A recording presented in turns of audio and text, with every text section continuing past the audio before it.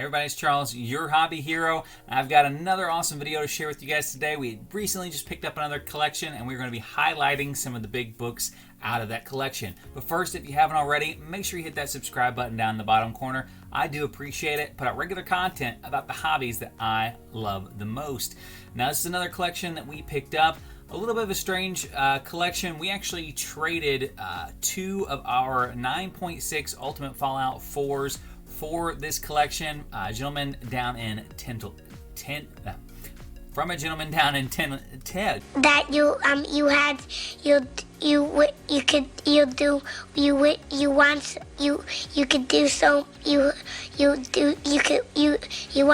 want.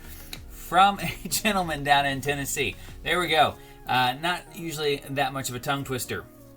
I wanted to show some of the books here. It's about 5 long boxes, a lot of modern stuff, a lot of like Bronze Age stuff, a lot of independent books, which was not exactly how it was presented when we picked it up, but still some really good stuff that I wanted to share with you guys. So without further ado, we're going to go ahead and jump in. And the first thing we want to start out with is he had a just about complete run of the Infinity Gauntlet series. This book is red hot right now.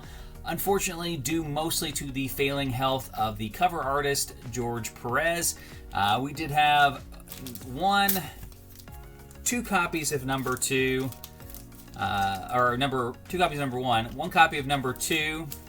We have the newsstand and direct of a number 3, the number 4, randomly missing number 5, and we've got number 6, all in Mylars, all double bagged and boarded as well. A lot of the collection, at least the hits in the collection, were all very well secured. Along the Infinity line, we've got Infinity, the free comic book day. We've got the first appearance of Corvus Glaive in this issue here, also near mint. Infinity Part 4's first appearance of Thane in his current self. I do believe the Part 3 was in here as well, which is actually the first appearance of Thane before he's transformed into his current line. Like I said, he did have a bunch of independents, probably about 2 long boxes full. We'll go highlight some of the issues that he had been speccing on. We've got the 1 and I believe 200 variant of He Who Hunts Monsters. Number 1 had an absolute ton of the copies and the ratio variants of this book and a number 1. This here, I believe, is 1 in 50 of Enter the House of Slaughter. A ton of issue number 1 and the variants for that book as well. The Me You Love in the Dark. He had the cover A and B, several copies of this book. Eat the Rich, I think this is a 1 in 25, maybe a 1 in 50. Had a ton of issue number 1s on this particular book, multiple different covers on this one. Some old school independents, some Valiant. We had some Valiant titles. You can't see it on here. This is actually Solar number 10. This book is extremely hard to find in high grade. This one is most likely not a 9.8. It's going to be at 9.7 or 9.7. Wow, I'm just making up grades now. 9.6 with a very small outside shot at that 9.8, but extremely hard book to find in a 9.8. We have the pink and green versions of Oblivion Song number 1. Another book that jumped way up there and then cooled way off. We've got Werewolf by Night 32. Just kidding. This is the reprint. It was in there. It is in mint condition. This book is still selling for like $15.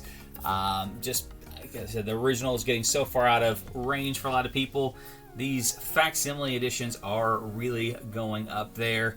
And then we had a full run of Exo Man of War, including the Chromium issue 0 that everybody and their brother has in their collection. But he had the full series Exo Man of War, and pretty high grade as well. Much like me, this guy was a huge fan of Peach Momoko, had a lot of Peach Momoko art in there. I did pick out the Black Panther cover that she did here recently to kind of highlight that section of the collection. There's probably 30 or 40 Peach Momoko covers that were in there. None of like the ratio exclusives, but several of her Avengers runs, Hulk, etc. All right, so for those DC fans out there, had the first appearance of Impulse. This book is like criminally undervalued in my opinion. I loved Impulse when I was growing up. One of my favorite DC characters from the 90s. This book is insanely inexpensive, even in a 9.8, for just a great character that's still alive and well in the DC universe. We have Justice League Europe number 33, and you're like, what is this book? This is actually the first solicitation of the Sonic the Hedgehog comic. It is inside, like a 6-page preview inside the book, so the technical first appearance of Sonic Hedgehog in comic book form, later to be released in his own standalone comic. He had a full run of this book right here, Watchmen 1 through 12. We had a near mint copy of number 1. More DC stuff here. We've got Punchline, first cameo appearance. And we've got the variant cover of her first appearance on that one as well. He did have some Kanto number 1. If you're not aware, first print was damaged. His copy was damaged. It's actually in the press right now. But he did have a number 1 first print and a number 1 second print on the Kanto books. Those have cooled off a little bit. He did have a early Wolverine run. I pulled out some of the covers that are more memorable. We've got the number 1. This cover's been heating up here lately. Cover for number 8. And then the beatdown from Sabretooth in number 10. He did have a lot of modern runs that have been popular here. He had a full Kate's Venom run, including number 3, 7, 9. All of the issues were in there. The number 3, near mint plus. Definitely a 9.8 candidate. We've got Batman 404, origin of Bruce Wayne. This isn't a near mint. 9.8 candidate on that one. We've got Death in a Family, number 429. Again, another 9.8 candidate. Great, sophisticated Joker cover there. He had a full run of Spider-Woman except for number 1. He actually had slabs on, I think, 2 through 5. Here was number 6, though. No key of significance other than it's just the tied-up Spider-Woman cover. Again, another near mint copy. Probably 9.6 on that one. With that run, he also had a Miss Marvel run, including Miss Marvel number 1. All the way up to the series finale, which also had the 16, which is the first appearance of Mystique, not in her true form, in her disguised form. He did not, however, have 17 or 18 in the run, which are her second disguised form, and then her first appearance in her natural form, which is the big one. But number 16, another big book on that list. Again, very high grade run as well. He had a Savage She-Hulk run starting from number 2 up on that series. So just a great run there. Again, all high grade copies.